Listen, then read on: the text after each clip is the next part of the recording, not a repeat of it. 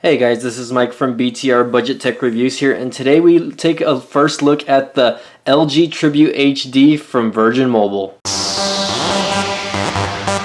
Hey guys, Mike from BTR Budget Tech Reviews here. Now, here we are looking at the LG Tribute HD by Virgin Mobile. If you guys follow the prepaid phone genres out there, you know that this phone comes in several carriers.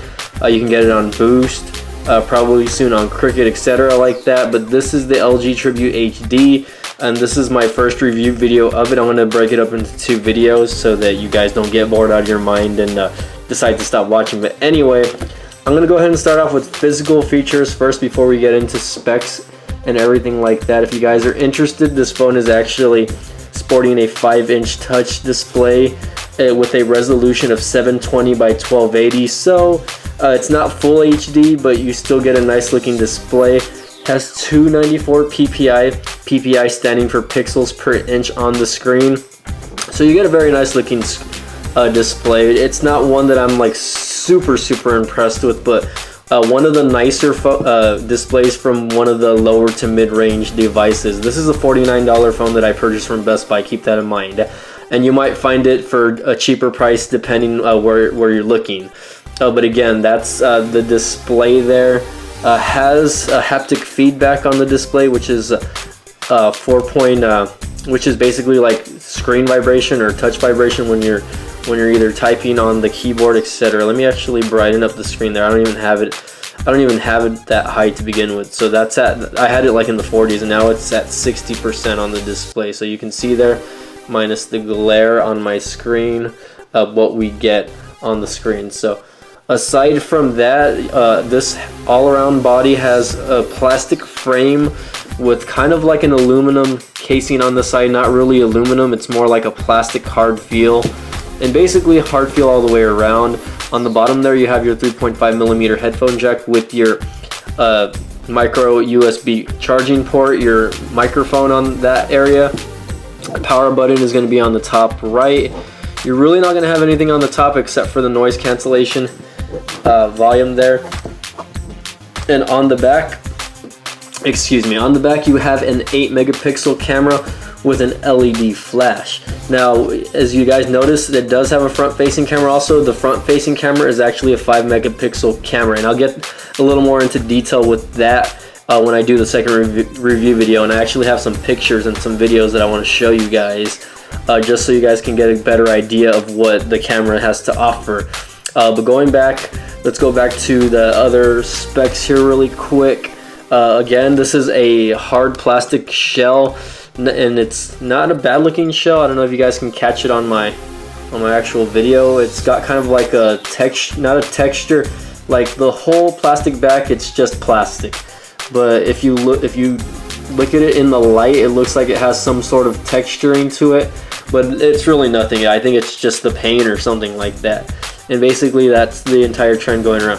One thing I'm not a fan of is the bezels up here. I think the bezels, or whatever you want to call them, where it says LG down here, I think it's way too big. That's probably like half an inch or a centimeter right there on both sides. So it's really unnecessary, in my opinion, to have bezels that big. You don't really need them nowadays with phones the way they are now. So let's go ahead and open up the back really quick so you guys can check this out really quick. Alright, the back has a 2100 milliamp battery, and that it's a replaceable battery. You can replace it if you find an aftermarket battery for this. And of course, right here you have the SIM card slot for it. This already comes pre-installed with the SIM card, so you don't really have to worry about that. Also, this has an external SD card slot. Well, not external, it's more internal, because you really have to put it on the inside of the back of the phone, but it's actually right there. I don't have one installed because this comes with 16 gigabytes of RAM built, or 16 gigabytes of internal storage already built in. So right, I haven't really been using the phone to the point where I have to clutter it with so many apps to where I need to put in a micro SD card for video and pictures or music, etc. like that. But going back to this, you can see that you can put it right there, and of course it's a really thin phone in the hand. This is probably one of the thinnest phones I've ever owned. The back body of it snaps back on really easily. You just have to make sure that everything's kind of clipped in there and that it looks good. You have your volume rockers here on the side, but let's go ahead and get to software. So as you can see here, here's how the touch screen, the lock screen looks like. Of course, you can have it set to have a security identification PIN number. Of course, I don't have that on this one specifically. And down here, you can see that you can change the shortcuts. I have, you know, basic shortcuts like the messenger, the camera, etc. like that. So you really want to be able to add, if you want to add security, go ahead and just, you know, change that in the security settings in the lock and unlock area, and we'll get to that too a bit. But this is just how my home screen looks like, of course, and of course when you're unlocking it, you can see that it has like a nice little animation here. So again, out of the box, this is running Android 6.0 Marshmallow, and let's go to the general so we can actually show you guys the actual build of Android that this is running. Let's go to About Phone, and let's take a look at software info. Pretty snappy phone. There you go. It's running Android 6.0.1, and just so you guys know, this is not the latest version of Android, but for phones, for prepaid phones like this, I think that's pretty good. You know, you don't see a lot of prepaid phones with some of the latest versions of Android, which is not a surprise. I mean, you're only going to really see that on flagship devices like the Google Pixel, or like the Samsung Galaxy S7, or the LG G5, etc. like that. So again, out of the box, and we'll talk about specs here now that I'm going to put this down really quick. Out of the box, this phone does come with 16 gigabytes of internal memory. Like I said, it comes with a Qualcomm Snapdragon 212 processor, which is a quad-core processor, clocked at 1.3 gigahertz or 1300 megahertz, whatever you want to call it, and it's running an Adreno 304 graphics processor. Now, when I looked at the RAM on this, I was kind of confused because, you know, this phone is a little zippy for me when I'm just using it for basic stuff like that. But when I'm using apps like Facebook, etc., it does tend to stutter a little bit. So this phone is equipped with 1.5 gigabytes of RAM. It's not even a full 2 gigs of RAM just yet. Ooh, excuse me, I messed up the camera there. But anywho, so it's not equipped with 2 gigs of RAM, which is a surprise. I don't know why it says 1.5 gigabytes of RAM on there, but of course, you know, it's like I said, this is a lower to mid-range device. Maybe if for, you know, the real hardcore enthusiasts out there, this might be considered a mid-range device. To me, it's a little lower than a mid-range device, I want to say, just given the fact that the camera, and we'll get into the camera details right now, considering it's sporting an 8 megapixel camera. But going from there, again, this has a 2100 milliamp battery, so you're gonna get decent battery life throughout the day. You might have to charge it at least one time throughout the day. On standby time, this phone does great. I have had no issues on standby time whatsoever. So again, this phone is pretty nice, interesting little phone. The cool thing about it is you can actually change the home themes by just tapping this on here. And what you're gonna get, and let me see if I can move that down a little bit. It gives you the option to add live wallpapers. You can go through photos and your wallpaper gallery to change the wallpapers. Right now I'm actually running a live wallpaper. I don't know if anyone can even notice that from what I'm here. Let me see if I can zoom in. I don't know if anyone notices this is running just the live wallpaper, but I'm running the endless loop. I actually changed the theme because of how Android 6.0 runs now. Here, let me go back a little bit. Android 6.0, for whatever reason, I don't know why, and this is something that I'm not a big fan of, is I'm not a big fan of how they eliminate the app drawer. I actually added this myself. And as you can see here, you can see that this does have the app drawer. Out of the box, by the way, this does not come with a lot of preloaded bloatware. I mean, it does have some LG backup stuff, but other than that, you really don't even get like Virgin Mobile bloatware anymore. I didn't really see any of it. Usually Virgin Mobile packs its phone with like this bloatware that, you know, makes you automatically adjust to their type of themes, etc. like that.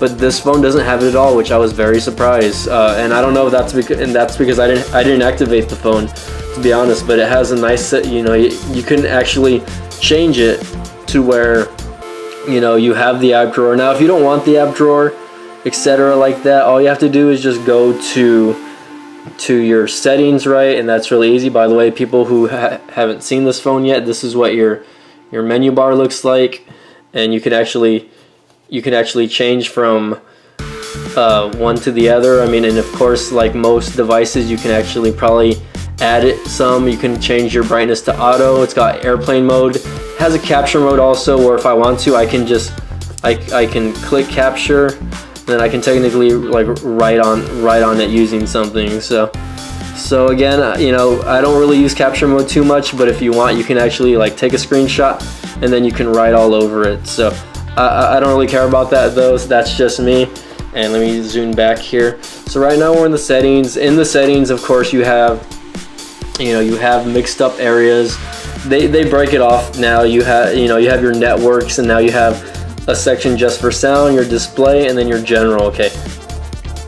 Under display, you have the home screen option, and from there you can actually change the way your home screen looks like. So right now I have mine selected under home and app drawer, but if you don't care for the app drawer at all and you don't like it, you can always switch back to home. And of course, for the people that aren't tech savvy, you can actually just click easy home, and from there it'll give you like an easier version of the home theme.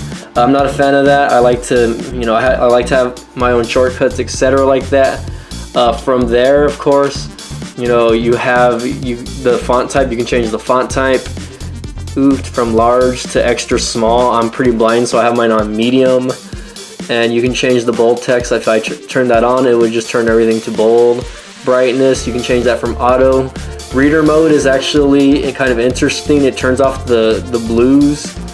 So if you click it, I don't know if you guys noticed that, but you can actually turn it on and off. It'll basically change the different type of colors. That way, if you're reading like constantly on your phone, it won't be that strenuous on the eyes, especially at nighttime.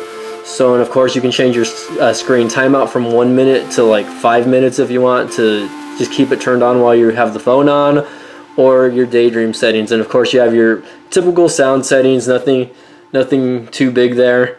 Do not disturb, of course. You have your lock screen and your apps, and of course more.